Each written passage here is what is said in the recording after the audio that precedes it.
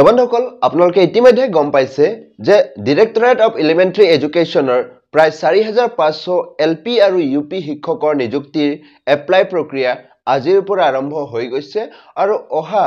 8 এপ্ৰিল পৰ্যন্ত আপোনালোকে এই এপ্লাই প্ৰক্ৰিয়াত অংশগ্ৰহণ কৰিব পাৰিব। এটা কথা হ'ল বন্ধুসকল আপোনালোকৰ এই এপ্লাই প্ৰক্ৰিয়াত বহুত কেণ্ডিডেটৰ বহুতো কোৱেশ্যন আছে যিসকল শিক্ষাৰ্থী এইচএছত 50% নাই তেওঁলোকে এই এপ্লাই প্ৰক্ৰিয়াত অংশগ্ৰহণ কৰিব নোৱাৰিব নেকি লগতে বন্ধুসকল বহুত কেণ্ডিডেটে এটো সুধি আছে যে সিটেট হক বা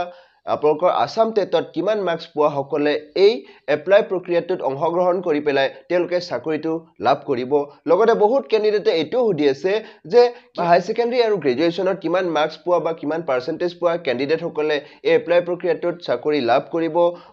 বা বিয়া নোহোৱা কেণ্ডিডেট লৰা হক বা ছোৱালী হক তেওঁলোকে ডিক্লাৰেচন ফৰ্ম সাবমিট কৰিব লাগিবনে নাই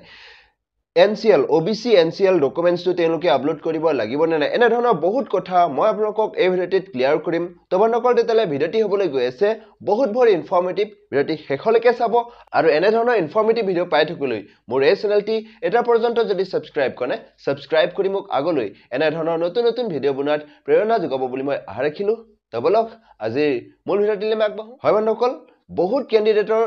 এডুকেশনাল কোৱালিফিকেশনৰ ওপৰত বহুতো কোৱেশ্যন আছে যে তেওঁলোকে 50% যদি হাই সেকেন্ডাৰীত নাই তেওঁলোকে এপ্লাই কৰিব পাৰিবনে নাই তো বন্ধুসকল মই আপোনাক জনাই দিও আপোনালোকে এপ্লাই নিশ্চয় কৰিব পাৰিব যদিহে আপুনি ইউপি সেকশনত এপ্লাই কৰে অৰ্থাৎ যদিহে আপুনি ইউপি সেকশন অৰ্থাৎ আপাৰ প্ৰাইমাৰী যেটো ক্লাস 6 to 8 লেভেলত যদি আপুনি এপ্লাই কৰে তাত আপোনাৰ হাই সেকেন্ডাৰীত 50% মাৰ্কস থকা বাঞ্ছনীয় নহয় হাই সেকেন্ডাৰী পাস হ'ব লাগিব বা গ্ৰেজুৱেচন কমপ্লিট হ'ব লাগিব কিন্তু আপোনাৰ তাত graduation must B graduation complete হ'ব লাগিব আৰু তেতিয়াহে আপুনি এপ্লাই কৰিব লাগিব বা এপ্লাই কৰিব পাৰিব লগতে আপোনাৰ যদি ডিএলএড নাই বিএড আছে তথাপিও আপুনি আপাৰ প্ৰাইমাৰী সেকশনত এপ্লাই কৰিব পাৰিব বহুত কেণ্ডিডেটে এটো সুধি আছে যে বিএড আছে এপ্লাই কৰিব পাৰিমনে নাই তো নিশ্চয় পাৰিব কিন্তু এলপিত নহয় ইউপি সেকশনতহে আপোনালোকে এপ্লাই কৰিব পাৰিব তো এটা কথা হ'ল এলপি সেকশনত হাই সেকেন্ডাৰীত যদি 50% নাই এপ্লাই কৰিব পাৰিবনে নাই তো বন্ধুসকল নিশ্চয় পাৰিব যদিহে আপুনি এসটি এসসি বা ৰিজাৰ্ভ ক্যাটেগৰী হয় ৰিজাৰ্ভ ক্যাটেগৰী সকলৰ কাৰণে 5% ৰিলেক্সেশন দিয়া আছে অৰ্থাৎ তেওঁলোকৰ 50% নাই 45% হলে হল 45% যদি এসটি এসসি বা ৰিজাৰ্ভ ক্যাটেগৰীৰ আছে দেন এলপি সেকশনতো হেই ক্যান্ডিডেট সকলে এপ্লাই কৰিব পাৰিব কিন্তু আনৰিজাৰ্ভ ক্যান্ডিডেটৰ কাৰণে কিন্তু 50% মাৰ্কস থকাটো বাঞ্ছনীয় হাই সেকেন্ডাৰীত যদিহে আপুনি এলপি সেকশনত এপ্লাই কৰে লগতে এলপি সেকশনত এপ্লাই কৰাৰ এলিজিবিলিটি লাভ কৰিবলৈ হলে আপোনাৰ ডিএলএড থকাটো বাঞ্ছনীয় তাত আপোনাৰ বিএড এ কাম নকৰিব হয় বন্ধুসকল বিএড থকা ক্যান্ডিডেট সকলে কেৱল আৰু কেৱল আপাৰ প্ৰাইমাৰী অৰ্থাৎ 6 to 8 লেভেলত এপ্লাই কৰিব পাৰিব যেটো এলপি সেকশন অৰ্থাৎ ক্লাস 1 to 5 লেভেল আছে এই লেভেলত বিএড থকা ক্যান্ডিডেটে এপ্লাই কৰিব নোৱাৰিব কিয়নো তাত কেৱল আৰু কেৱল ডিএলএড ক্যান্ডিডেটৰ কাৰণেহে দৰজাটো বা যেটো ডোৰটো ওপেন থাকিব তো বন্ধুসকল তেতিয়ালে যিসকল ক্যান্ডিডেটৰ ডিএলএড আছে তেওঁলোকে এলপি আৰু ইউপি দুইটা সেকশনত এপ্লাই কৰিব পাৰিব কিন্তু যিসকল ক্যান্ডিডেটৰ কেৱল বিএড আছে তেতিয়ালে সেই ক্যান্ডিডেটে কেৱল আৰু কেৱল ইউপি সেকশনতহে এপ্লাই কৰিব পাৰিব হয় বন্ধুসকল এটো হৈছে আপোনালোকৰ প্ৰথমটো কোৱাৰি যেটো মই আপোনালোকক ইতিমধ্যে ক্লিয়াৰ কৰিলো লগতে বন্ধুসকল বহুত ক্যান্ডিডেটে এটো সুধি আছে যে কিমান মাৰ্কস অৰ্থাৎ হাই সেকেন্ডাৰীত বা গ্ৰেজুৱেচনত কিমান মাৰ্কস থকা সকলে এই এপ্লাই প্ৰক্ৰিয়াত চাকৰিটো লাভ কৰিব হয় বন্ধুসকল আপোনাৰ হাই সেকেন্ডাৰীত কিমান মাৰ্কস আছে বা গ্ৰেজুৱেচনত কিমান মাৰ্কস আছে ইটস নট মেটাৰ আপোনাৰ এটো মেটাৰ নকৰে কাৰণ বন্ধুসকল এইবাৰ তাৰ পৰা কেৱল 5% মাৰ্কস লোৱা হৈছে আৰু আপোনাৰ যদি টেটত মাৰ্কস ভাল তেতিয়াহলে আপুনি এই যে এপ্লাই প্ৰক্ৰিয়াত আপুনি অংশগ্ৰহণ কৰি পেলাই চাকৰিটো লবলৈ সক্ষম হ'ব অৰ্থাৎ যদি আপুনি জেনাৰেল ক্যান্ডিডেট হয় আৰু আপোনাৰ যদি সিটেট বা আসাম টেটত 150 ৰ ভিতৰত 125 ৰ আহে পাহে আছে দেন আপোনাৰ এই ইয়াত যি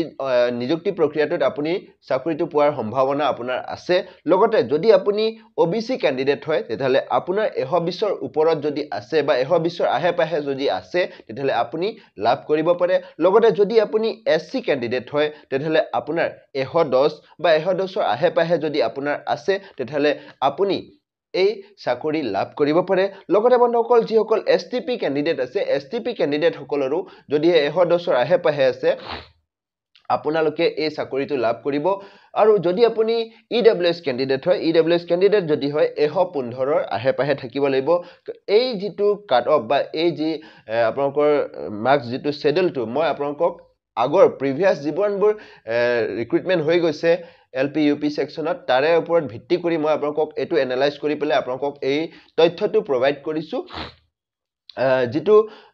আপোনালোকক মই জনাইছো এই মাৰ্কছৰ আহে পাহে যদি আপোনাৰ আছে তেতিয়ালে আপোনালোকে এই চাকৰিটো লাভ কৰিব লগতে যিসকল STH ক্যান্ডিডেট আছে তেওঁলোকৰ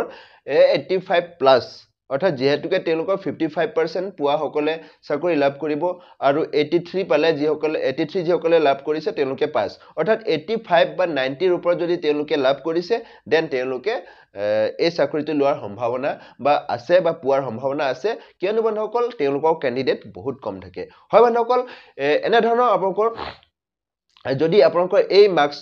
যেটো ৰেঞ্জৰ ভিতৰত যদি আপোনাৰ মাৰ্কস আছে তেতিয়ালে আপোনালোকে এই চাকৰি লাভ কৰিব যেটো 4500 পোষ্ট আছে আপোনালোকৰ LP সেকশনত আপোনালোকৰ প্ৰায় 2900 পোষ্ট আছে ভেকেন্ট আছে লগতে আৰু UP সেকশনত আপোনালোকৰ প্ৰায় 1600 ভেকেন্সি আছে যত আপোনালোকে নিযুক্তি লাভ কৰিব আৰু হেখত বন্ধুসকল ডকুমেন্টস ৰিলেটেড বহুত ক্যান্ডিডেটে কোৱেশ্চন সুধি থাকে যে যিসকল বিয়া পতা নাই বা বিয়া নপতা ক্যান্ডিডেট সকলে ডিক্লাৰেশন ফৰ্ম দিব লাগিব নে নাই হয় বন্ধুসকল আপোনালোকেও ডিক্লাৰেশনটো দিব লাগিব আপোনালোকে ডিক্লাৰেশনত আপোনাৰ লৰাছলি নাই বুলি দিব লাগিব হয় বন্ধুসকল বা আপুনি আনমেৰিড আপুনি তথ্যটো প্ৰভাইড কৰিব লাগিব কিন্তু যিসকল মেৰিড ক্যান্ডিডেট তেওঁলোকে তাত তেওঁলোকৰ লৰাছলিৰ নাম মেনশন কৰি পেলাই ডিক্লাৰেশন ফৰ্মটোত সহি কৰি পেলাই আপলোড কৰিব লাগিব হয় বন্ধুসকল আপোনাৰ যদি দুজনতকৈ অধিক দুটাতকৈ অধিক যদি আপোনাৰ লৰাছলি আছে তেতিয়ালে আপুনি এই এপ্লাই প্ৰক্ৰিয়াত অংশগ্ৰহণ নকৰাটো ভাল